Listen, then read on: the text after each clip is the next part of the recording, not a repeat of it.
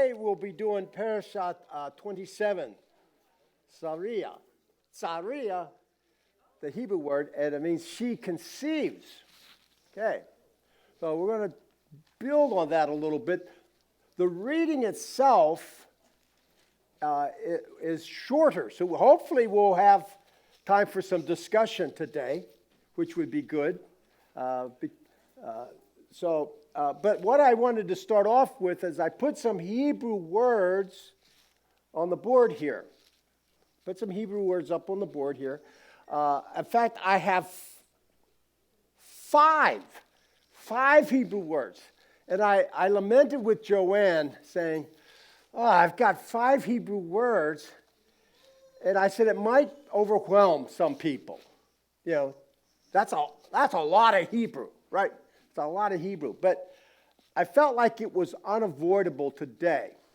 So I wanted to do a short Hebrew word study, short, on these 5 Hebrew words before we did the reading and then the class, kind of to set the stage for this. And the reason for this is because these particular words that have a central role to play in the reading today are words that have been mistranslated in our English Bibles. And I know when you're used to using your English Bible, we don't always make the distinction in our minds that it is simply a translation. Now, there are those who pretty much hold King James Version up to divine status. Okay, there are those that believe that. I know that. I've met them. But the difficulty with elevating our understanding of the Bible, our English translation, to elevate it to the level of Scripture, is quite common. I mean, most of us say, it says in the Scriptures, and we'll quote from the English. And you know, it would be very awkward for us to change that approach. But here's a case when it's really necessary and needed. I'm not saying we always have to say whenever we're using it, this is the English translation of the Scriptures. Well, that's kind of a mouthful.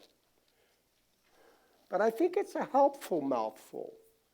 I think it's helpful for us to recognize that God delivered the Scriptures to us, the Torah, in a particular language, in the Hebrew language. And we know that when you translate from one language to another, something is lost.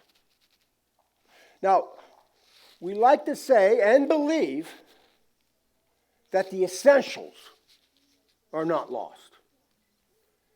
And if that be the case, it is only by the grace of God. It is only by the grace of God. And I've held that viewpoint for most of my life. Personally, I no longer hold that viewpoint. And here's the reason why. These 5 Hebrew words. These 5 Hebrew words have been mistranslated.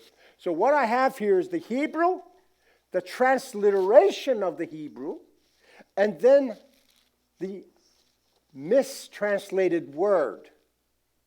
The mistranslated word in parentheses, in brackets.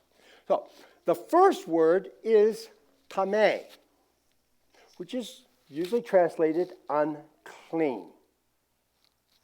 And it doesn't mean that. So we try to come up with an equivalent term, and that's closest that the translators could get to. Now, normally what happens when translators are faced with such a dilemma and they don't feel like they have just the right word, there is a fallback position. You can transliterate the word and then expect people to learn what that word means in Hebrew because it's been translated. So they could have elected to say tameh. What's that? It's a Hebrew word. Oh, what does it mean? Okay, good. That's getting you down the road a little further. But then instead you say, well, it means unclean. All right, next word. Let's go on. Because it becomes very cumbersome to do that. So they try not to do that. Difficult to use. That English translation may not sell very well if it's cumbersome to use, for one thing. Right? Okay. The reason why the NIV is so popular, elevated so much above the New American Standard Version, which has been my go-to favorite English translation for quite a few years, and others as well, right? So there's a trade-off between accuracy and smoothness of translation. So that's tameh. Well, we have the same situation with tahor, which is translated clean. So these two concepts kind of go hand in hand, unclean and clean, right? So what do we do? What do we do? Well, there is a sense in which there's a better translation. It's still not good, but it's better. And so some say we'll use it means ritually unclean. And tahor means ritually clean. We have different kinds. You hear the word ritual, though, and bang, your mind goes off in a lot of different directions, and it doesn't really help. It doesn't really help, except to say, well, it's not just clean, it's actually ritually unclean. Now, why is this a problem? Well, primarily because of the direction that Christian theology goes with these concepts and has gone. Because when it comes to when you see a word unclean, many are thinking in terms of ethics, morality. And nothing could be further from the truth. This is not talking about moral unclean. Morally clean. And that's where the ritual comes in. And so then say, well, then it's not that important. Because, see, we're all focused on the inward, the heart, the spiritual. We are so spiritually minded. So we don't focus on, well, we think. And when in religious terms, we don't focus on the physical. Every time else we do. We focus on the physical big time.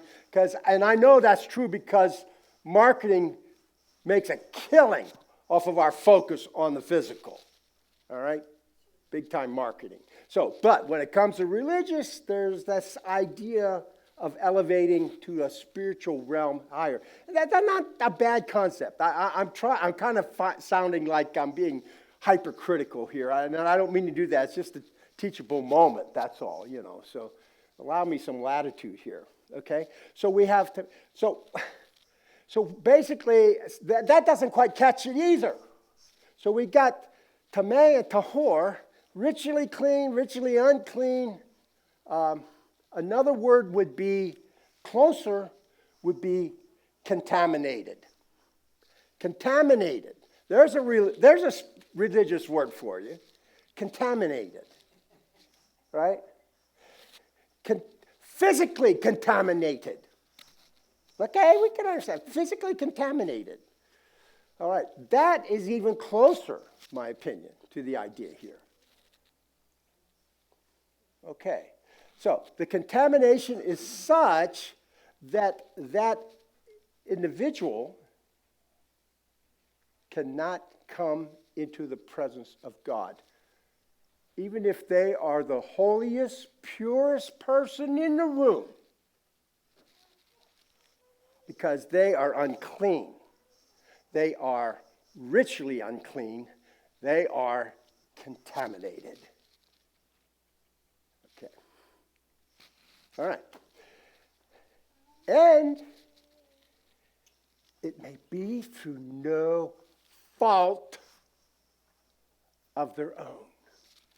So there's no guilt to be dealt with. Okay. All right. We'll see some of these instances because this applies directly to our Torah portion today. All right. Even more serious in the mistranslation is the next word. Metzora. I know. Here we go. Metzora. There you go. Metzora, the third word down. Okay, Metzora. Metzora is translated leper. Really horrible translation. So bad that it would have been better to have definitely transliterated Metzora. But because what happened is this. Now, I don't want to blame Christians for this. I have to blame the holy sages that did the Septuagint translation of the Hebrew scriptures into Greek. But in their defense, let me offer in their defense, they were very scholarly, and many think they were divinely led, and certainly the translation did a lot of good, the overall translation. But in this particular instance, the difficulty was this. How were they to know that uneducated, ignorant Christians would centuries later have this Greek translated into Latin and then English, and using the Greek word leperos for leper and leprosy as well, that goes along with this. The same tirade that I'm on right now goes on here. How would they have known that this was going to happen? They couldn't. God knew. Man does not. So they thought, well, yeah, it's not just the right word, but it's close. It's the closest equivalent we can find in the Greek.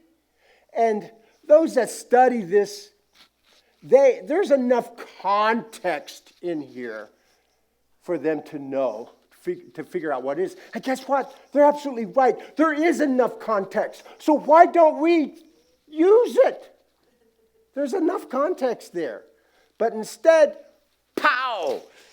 For many centuries, Christian theologians have talked about this leprosy and identify it, especially today, with the medical condition known as Hansen's disease. Right, doctor? Did I get that right? So, right, which is a nerve condition. It's where you cannot feel pain. Oh, wonderful! You can't feel pain. So, even a little scratch can lead to your death because you don't feel it. So you don't treat it. So it gets infected. And so then you lose a limb. A limb here, a limb there. Next thing you know, you're not doing well, right? It seems like your body is rotting, right? Off your body type thing. And in a sense, that's true. So there's a tremendous blessing in the ability to feel pain. Now, we don't appreciate that blessing when we go to the dentist too much, unless we get heavily sedated. More painkiller, please. Yep, more painkiller. Yeah, because the pain can get intense. But it's a beautiful part of creation that God has put into play here. And so, but guess what? That has absolutely nothing to do with the condition, asara'at, which leads to metzora. The leprosy that leads to being a leper. Nothing scripturally at all to do with that. So, what we're talking about is not Hansen's disease at all. What we are talking about is a physical manifestation of a spiritual affliction. Now, put that in your medical textbook and see how far you get with the AMA, right? What? A physical manifestation of a spiritual condition. You might get a few psychiatrists and psychologists to go along with that definition and say, well, it's not so bad. I can see how that works. This is a blessing, although it sounds like a curse in the text, because it's elevating a person's spiritual problem, serious spiritual problem. Otherwise, it wouldn't be tzara'at. It wouldn't lead to such a condition. A very serious spiritual condition. And so the physical manifestation is a blessing so that what you were trying to hide from everybody is wide open for all to see. You have a spiritual problem. But wait, the priest has to determine whether or not it's tzara'at and whether or not I am a metzora, right? And that's part of the conditions that are given because the ramifications are pretty far-reaching. Now, how do we know this is not Hansen's disease? Well, it's quite simple in the context of the text itself. Because guess what? Your clothing can become diseased.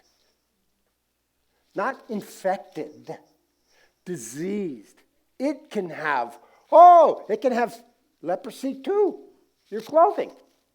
So if your body's not enough to get your attention, then your clothing. Now try to hide. So you could cover up some of your affliction with your clothing, but now your clothing is revealing the condition of your heart.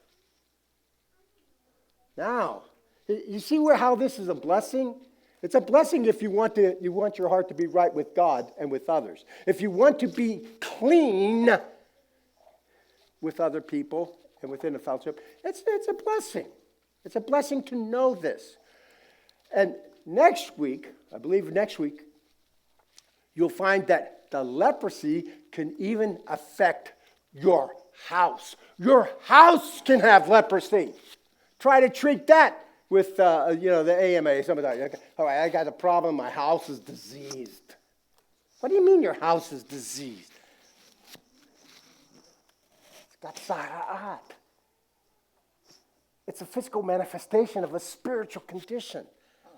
Your house has a spiritual condition? Yes, because I live there. You see, you can't hide it. You cannot hide it. That's what God is saying here. Now, that brings us down to the last one. I threw that one in for good measure because it also is mistranslated, and that's korban. Korban. And one of the problems there is, how do you spell it? There's I've had 3 different ways to spell it in English. Korban with a C, Korban with a K, Korban with a Q. All right. I prefer the Q. Anyway, but you'll see it in all 3 forms. And usually in one of the first 2. The one I like, it doesn't get much traction. Okay. So anyway. And which is translated sacrifice. Which is true up to a very little extent. It's not the primary meaning. But in Christianity, it has become the primary meaning of korban.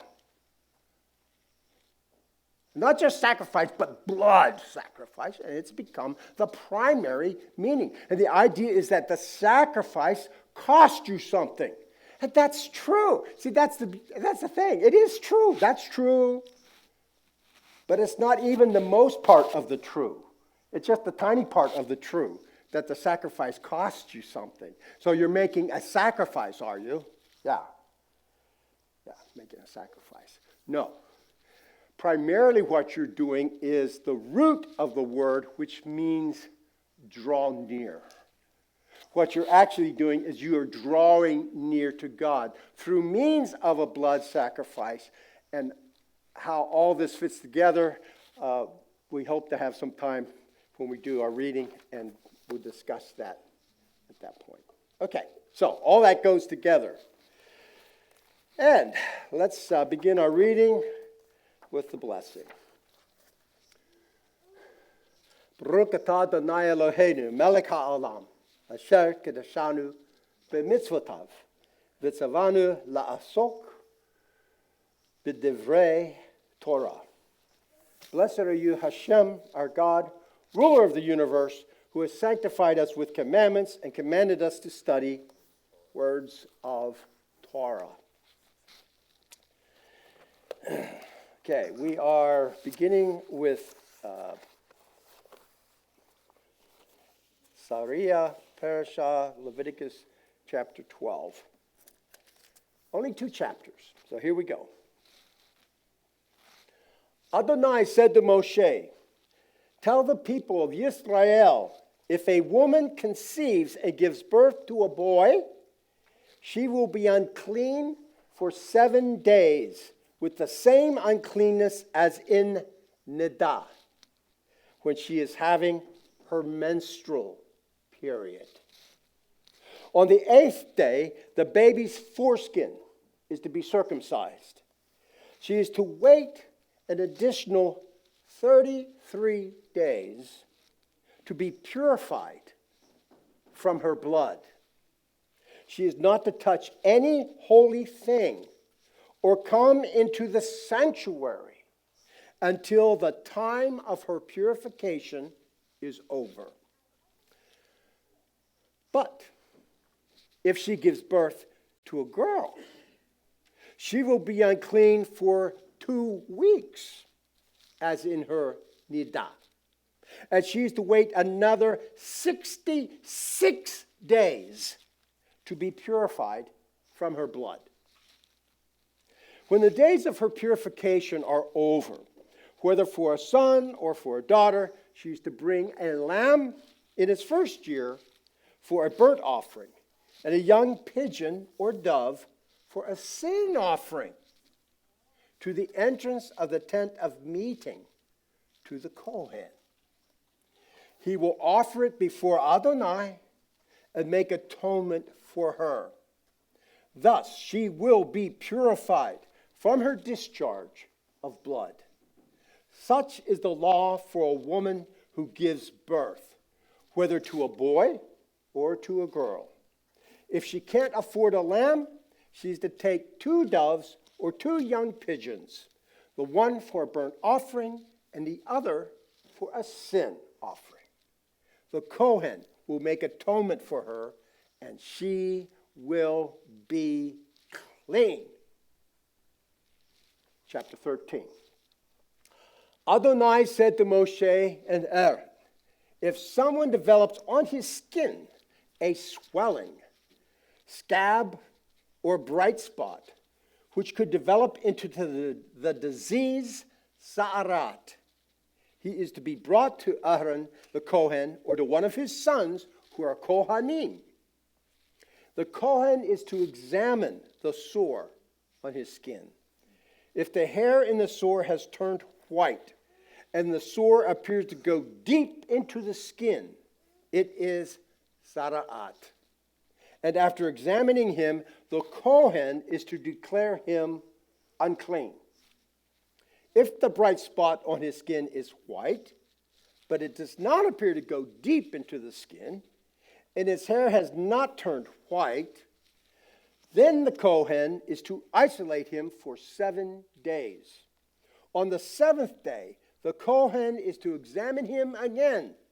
And if the sore appears the same as before and has not spread on the skin, then the Kohen is to isolate him for 7 more days.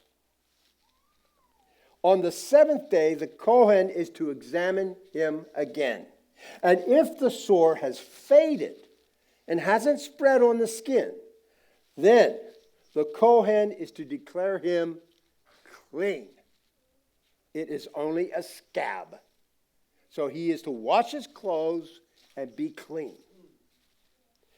But if the scab spreads further on the skin after he has been examined by the Kohen and declared clean, he is to let himself be examined yet again by the Kohen. The Kohen will examine him, and if he sees that the scab has spread on his skin, then the Kohen will declare him unclean. It is sa'arat. If a person has sa'arat, he is to be brought to the Kohen. The Kohen is to examine him. And if he sees that there is a white swelling in the skin, which has turned the hair white and inflamed flesh in the swelling, then it is chronic sa'arat on his skin, and the Kohen is to declare him unclean. He is not to isolate him, because it is already clear that he is unclean. If the sa'arat breaks out all over the skin, so that as far as the Kohen can see, the person with sa'arat has sores everywhere on his body, from his head to his feet, then the Kohen is to examine him.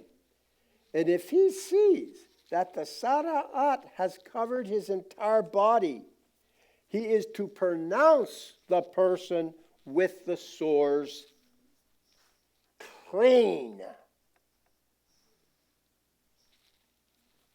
It has all turned white, and he is clean. The Kohen will examine the inflamed flesh and declare him unclean. The inflamed flesh is unclean. It is sa'arat. However, if the inflamed flesh again turns white, he is to come to the Kohen. The Kohen will examine him.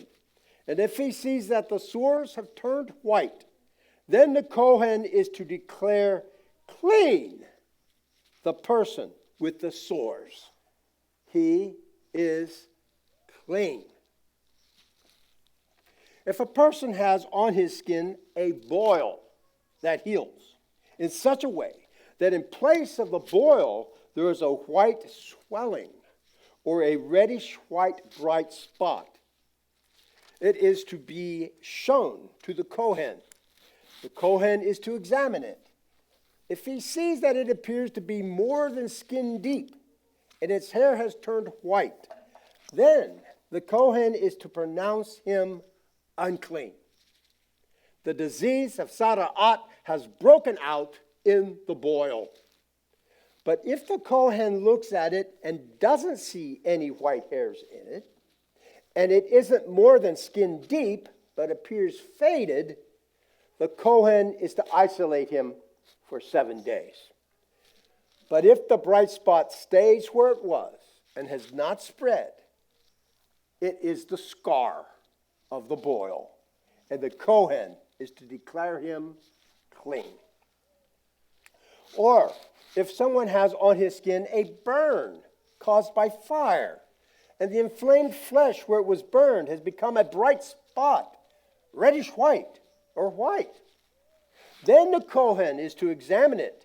And if he sees that the hair in the bright spot has turned white, and that it appears to be deeper than the skin around it, it is sa'arat. It has broken out in the burn. And the Kohen is to declare him unclean. It is a sore from sa'arat. But if the Kohen examines it and sees no white hair in the bright spot, and it is no more than skin deep, but looks faded, then the Kohen is to isolate him for 7 days. On the 7th day, the Kohen is to examine him. If it has spread on the skin, then the Kohen is to declare him unclean.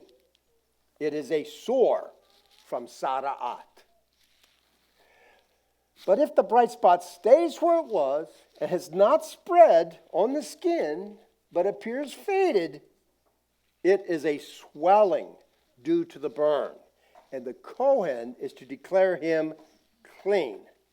because it is only a scar from the burn. If a man or woman has a sore on the head, or a man in his beard, then the Kohen is to examine the sore. If he sees that it appears to be deeper than the skin around it, with yellow, thin hair in it, then the Kohen is to declare him unclean. It is a crusted area, a sara'at of the head or beard. If the Kohen examines the diseased, crusted area and sees that it appears not to be deeper than the skin around it, and without any black hair in it, then the Kohen is to isolate for 7 days the person with the diseased, crusted area. On the 7th day, the Kohen is to examine the sore, and if he sees that the crusted area hasn't spread, that it has no yellow hair in it, and that the crusted area is not deeper than the skin around it, then the person is to be shaved, except for the crusted area itself. And the Kohen is to isolate him for 7 more days. On the 7th day, the Kohen is to examine the crusted area, and if he sees that the crusted area has not spread on the skin and does not appear to be deeper than the skin around it, then the Kohen is to declare him clean. He is to wash his clothes and be clean. But if the crusted area spreads after his purification, then the Kohen is to examine him, and if he sees that the crusted area has spread on the skin, the Kohen is not to look for yellow hair. He is unclean. After his purification, then the Kohen is to examine him. And if he sees that the crusted area has spread on the skin, the Kohen is not to look for yellow hair. He is unclean. I just read that. But if the crusted area's appearance doesn't change and black hair grows up in it, then the crusted area is healed, he is clean, and the Kohen is to declare him clean. If a man or woman has bright spots on his skin, white spots, then the Kohen is to examine them. If he sees that the bright spots on the skin are dull white, it is only a rash that has broken out on the skin. He is clean. If a man's hair has fallen from his scalp, he is bald, but he is clean. If his hair has fallen out off the front part of his head, he is forehead bald, but he is clean.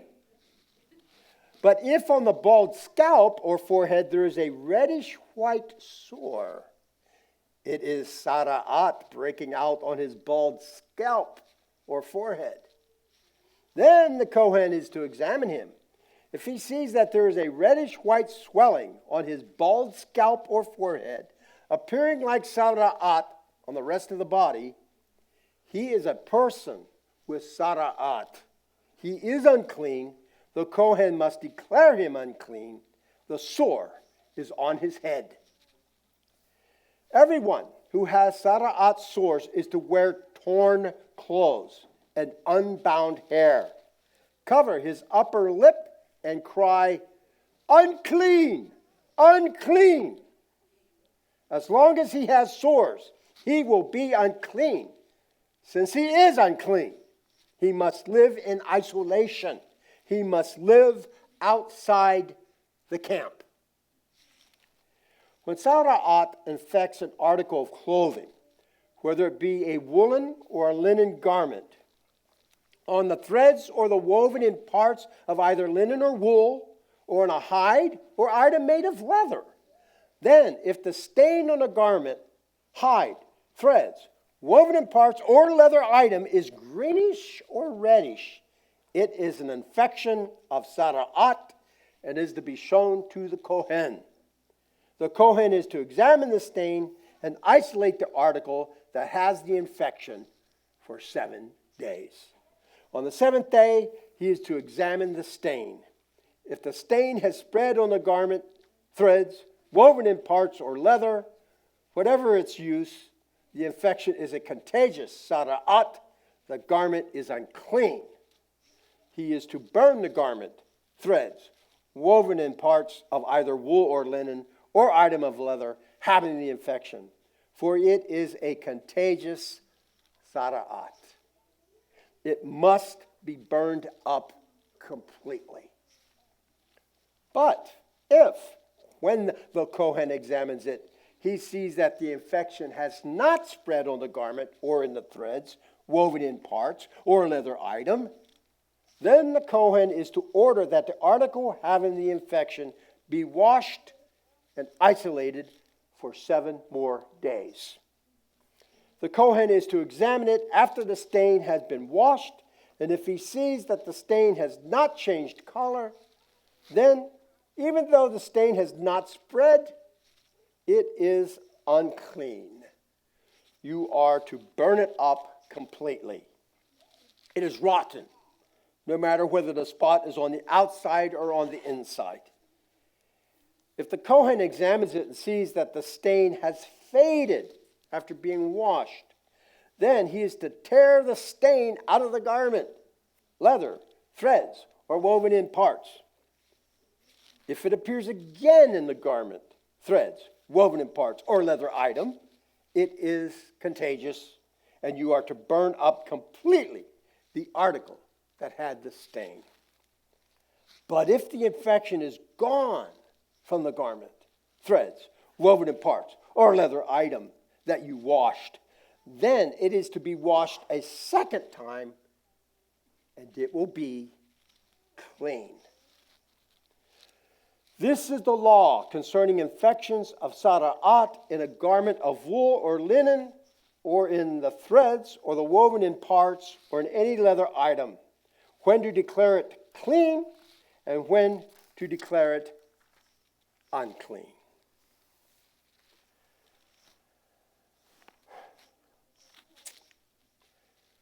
What questions do you have or comments? Kevin, Mike got his hand up just before you did. Sorry.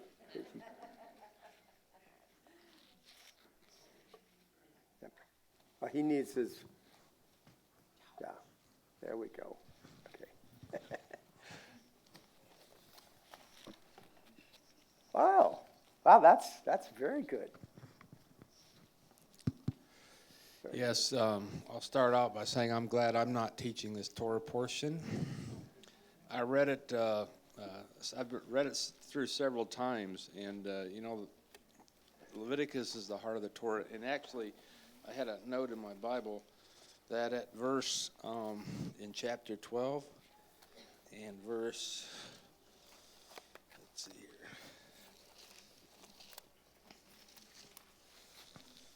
No, I'm sorry. It was chapter 11, verse 42. Okay. Whatsoever go upon the belly. I have a note here. I've underlined the word belly.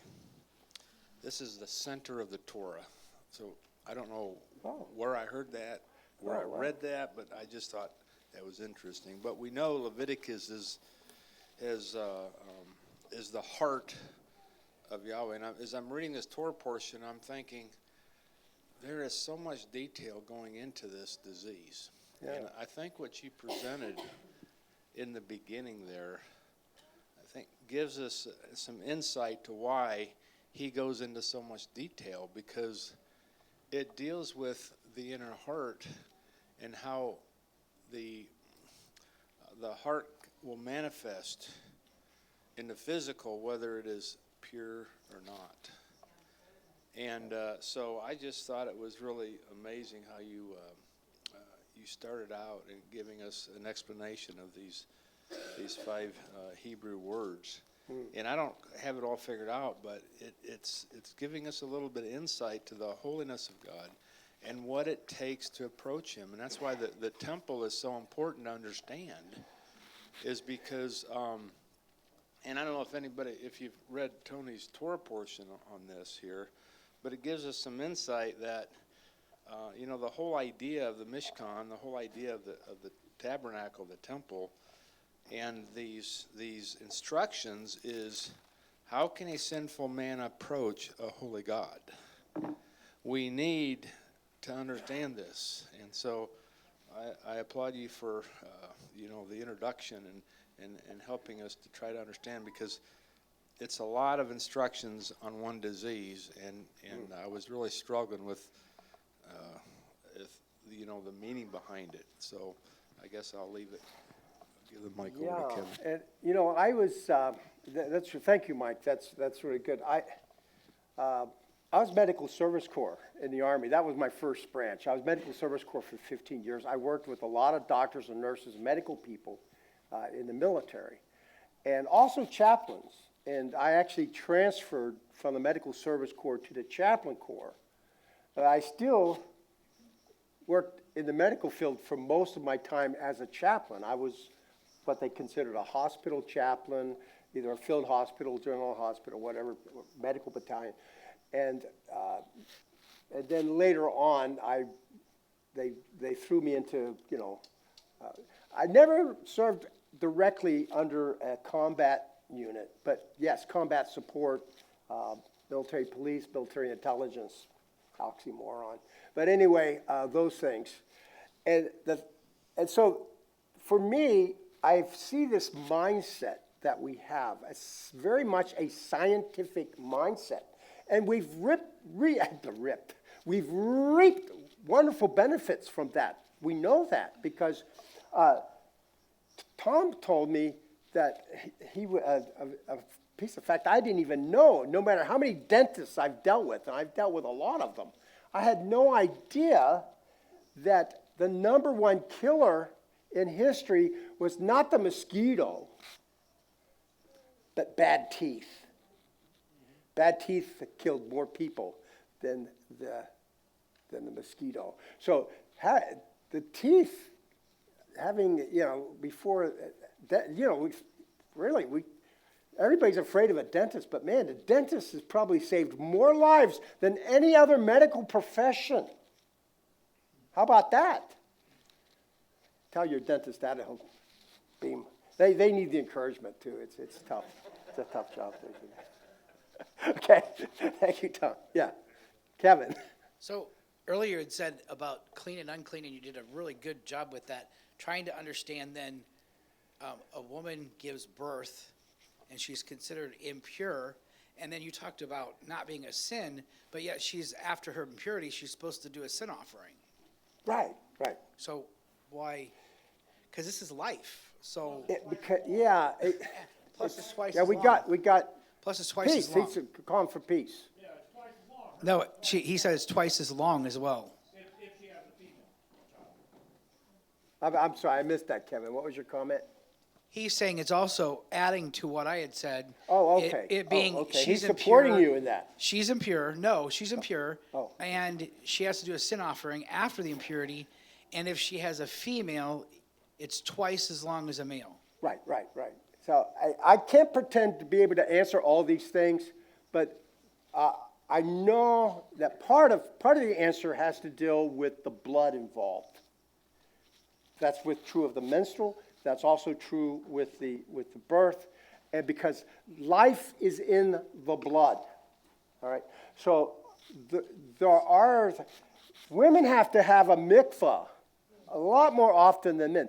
I've been told that men, they can have one mikvah, they're good for life. Now, some go further than that, particularly the scribes. Oh my goodness, they would have the mikvah more often than the women do. But as the scribes are writing, copying Holy Scripture and creating a Torah scroll, it is considered a really holy process, and it's very, to a lot of people would say they would use the word tedious, right? But it's not. It is sacred. That's a better word than tedious. It's sacred. Okay. So, but anyway, the point I'm making there is there is the cleansing that takes place. So women, obviously, part of that is the mikvah is to prepare the bride for the groom, basically. And so And That would married answer the women as first well. They're part. still their husband's bride, right? That would answer the first part, but what about the sin offering? Why, like, the sin offering? Like I said, I don't really have. Maybe somebody has an answer for that, because I know it has something to do with the blood. See, I could ask it a different way. Why do we bring this innocent lamb and offer its blood and its life as a sin offering? What did the little lamb do to anybody? That just have a barbecue and be done with it, right? You know, I mean, it's okay. I'm sorry. Sorry. But the point is, there's things going on here, and I'm sure there are those that have much better answers than that. I'm not at that point yet, certainly, to understand the full ramifications of that. But I think that's part of it. For example, why does she have 66 days when it's a girl that's born rather than a boy? And why is it doubled? Well, the explanation I heard on that, made a lot of sense to me, is that she is also, in a sense, because of it's a part of the purification, that she is also purifying her daughter, who is also a woman, who also has the potential to bring life into this world. It's actually not to be seen as a negative, but actually as an elevation of the woman who is the life bearer of children. So it is because of the blood that's involved, because life is in the blood. So this is part of that. See, what happens with blood when it leaves the body, whether menstrual or childbirth or whatever, the blood dies. The blood dies. And the life is in the blood. And so there are even restrictions on the priest in the temple. If you've taken a temple conference, Joseph Good did a great job of explaining this, that if the priest in the temple has a nocturnal emission, he has to leave. He has to leave. Because he becomes ritually impure. No fault of his own. It's natural response. So, yes. I'm even more baffled because I did a quick search, and in Luke, Mary had to do it even after the birth of Yeshua, and so anyway, just added to it because I was thinking, well, maybe it's because of child, but yet Yeshua wouldn't be. So I don't know. I'm just still. Anybody ever has? If you can find that answer, I'd like to know. What's the question? Is it a deal breaker? No. Why the sin offering after the why impurity? is the sin offering? Okay. Yeah. Okay. And it's not a deal breaker. That's a good was question. just Okay. curious. All right. So that'll be our homework assignment to get some answers for that. Judy? We got an answer. Good. Who else has an answer? Let's go. I have a partial answer. And it's the twice as long part. Why twice as long if you give birth to a girl? This is just something I heard years ago, and it's a type of birth control. When a woman gives birth to a female child, something in the hormones is different than when she gives birth to a male child, and it's just a type of birth control. He was looking out for us. And as far as the sin offering, is back to what Mike said, and this is what I have not been raising my hand for. I have something else to say, but it's approaching a holy God. When the blood is released, that's a potential life that didn't happen. If a woman bleeds too much in childbirth, she dies. So it's a potential death, and you can't approach a holy God in a state of uncleanness. draw So near. therefore, the sin offering. Maybe that's better. The focus is not so much on sin per se, because we get Correct. hung up on the concept of sin and all of its meanings. Yeah. But it's more focused on the drawing near Yes. aspect. But here's what the thing that's been bubbling up in me is this is the revelation I got from studying the Torah portion. I know that we're not supposed to eat pork, darn it. I'm not happy about it. I don't like it. And a lot of times we're asked to do things just out of obedience. It doesn't matter if you have understanding. But I got understanding this week, and I'm just so excited. And it's he kind of went off on a rabbit trail talking about what kind of meat can we eat? What do they eat? Well, they're herbivores. The ones that we can't eat, how do they eat? Well, they either scavenge dead food, where there's your death, you can't approach Jehovah, or they tear the flesh and eat the blood with the meat. Once again, that's sinful. It's blood and death. Blood and death is what keeps us from approaching. So if we eat the meat that he's forbidden, we're in a constant state of uncleanness and shouldn't be approaching him. And that's just exciting to me. It's like, okay, there's a reason I can't have my ham. Okay, I'm okay with it now. I can't eat seafood, but that's okay. I get no credit for that because I'm allergic to seafood. But those of you who like seafood, to you, there's some merit in abstaining from that. Now, we're out of time, but let me just close with this. There are two kingdoms. There is the kingdom of life,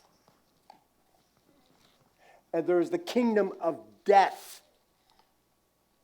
So some of this has to do with whose kingdom are you serving? Whose kingdom are you a part of?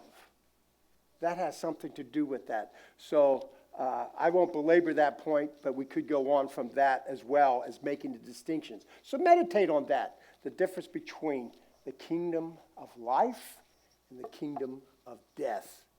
Okay. Thank you for your attention. Thank you. Thank you.